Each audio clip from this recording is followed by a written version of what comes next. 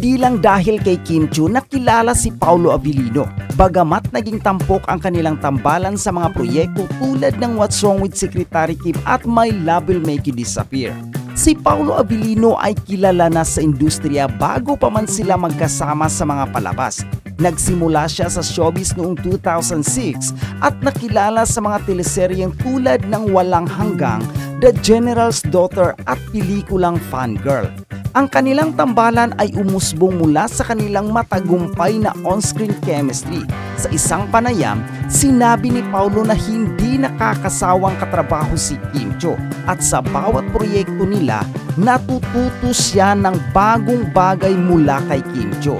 Samantala si Kim ay nagbigay ng pahayag na mas gusto niyang ituring silang tandem o on-screen partner kaysa tawaging love team upang maiwasan ang anumang pressure mula sa mga tagahanga. Bagamat may mga bulong-bulungan tungkol sa kanilang relasyon, parehong sina Kim at Paolo ay nagpahayag na nais nilang maghintay ng tamang panahon at i-enjoy muna ang kasalukuyan bago magdesisyon tungkol sa kanilang personal na buhay. Sa kabuuan, si Paolo Abilino ay nakilala sa industriya ng showbiz dahil sa kanyang sariling talento at mga proyekto, at ang kanyang tambalan kay Kim Chiu ay isang resulta ng kanilang magandang on-screen chemistry at hindi lamang dahil kay Kim Chiu. Ang tambalang Kim Chiu at Paolo Abilino, kilala bilang Kim Pao, ay hindi lamang bunga ng kanilang on-screen chemistry, kundi pati na rin ng kanilang personal na koneksyon at shared interest. Noong media conference para sa kanilang pelikulang My Love Will Make You Disappear, binahagi ni Kim na siya ay nanunood kay Paolo noong ito ay kalahok sa Starstruck, ang reality talent search ng GMA Network. Ayon pa sa kanya, bumoto siya para kay Paolo noong panahong iyon, na nagbigay ng kasiyahan kay Paolo at sa kanilang mga tagahanga.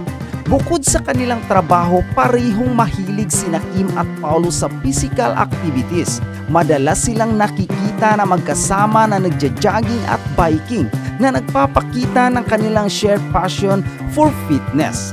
Si Paolo ay mahilig sa motor at nagsimula nang magbahagi ng kanyang hilig sa publiko noong 2019. Si Kim naman ay nag-anyaya kay Paolo na sumali sa mga duathlon, ngunit si Paolo ay nagbibiro na baka matalo siya sa mga mabilis na kalahok. Sa kabila ng kanilang magandang chemistry sa harap ng kamera, binibigyang diin ni Paolo na hindi nila minamadali ang anumang bagay sa kanilang relasyon. Ayon sa kanya, mahalaga ang maglaan ng panahon upang mas makilala ang isa't isa, lalo na't si Kim ay bagong nakalabas mula sa isang relasyon. Sumang-ayon si Kim sa pananaw na ito, na nagpapakita ng kanilang respeto sa isa't isa at sa kanilang mga tagahanga. Sa isang interview, tinanong si Kim Chiu kung si Paolo ba ay jujuwain o tutrupahin. Sumagot siya ng may ngiti, installment plan, na nagpapahiwatid ng kanyang pagpapahalaga kay Paolo bilang isang kaibigan at posibleng higit pa. Ang kanilang tambalan ay patuloy na sinubaybayan ng kanilang mga tagahanga, at bagamat may mga espekulasyon tungkol sa kanilang relasyon, nananatili silang pribado at tapat sa kanilang mga nararamdaman. Ako, hindi pa magkatambal at hindi pa magkarelasyon sina Paolo Abilino at Kim Chiu, kahit hindi nila inaamin. Talagang paborito ko na si Paolo Abilino, at saksi kita dyan, Romel, at ang ating mga CFMers. Sinusundan ko talaga ang mga serye at pelikula niya. Galing na galing ako kay Paolo Abilino. Masukal sa kalooban ko na tanggapin na nakilala lamang siya dahil kay Kim Chiu. Ikaw? Ay, totoo yan. Matagal ko na rin kilala yan si Paolo Abilino kahit hindi pa siya ka-partner ni Kim Chiu at karelasyon ni Kim Chiu. Siguro, sikat si Paolo Abilino, mas sumikat magmula noong pumareha pa kay Kim Chiu. At saka, magaling na aktor. Kung bakit kailangan ng ka-love team kung tutuusin. Kaya lang, yung mga kabataan na tagahanga, kailangan may kilig-kilig, di ba? Pero huwag naman sabihin na kaya lang nakilala si Paolo Abilino dahil kay Kim Chiu. Teka naman, di ba, bigyan naman po natin ng pagpapahalaga ang mga pinagdaanan ng batang ito na napakagaling. Oo, Mahusay siya. nagtrabaho para makilala sa sarili niyang husay at galing. At ngayon ay magiging contract artist na siya ng Star Magic, di ba? Ayan ang pinakamaganda. Ang ganda ng sinabi ni Juris Doctor Channel. Ang sabi niya, Paolo Avellino has been in the industry long before Lin Lang or Secretary Kim.